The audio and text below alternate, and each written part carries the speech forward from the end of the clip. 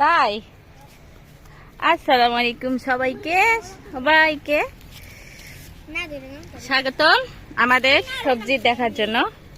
আমরা সবজি দেখাবো আপনাদের। এটা কিসের গাছ জানি?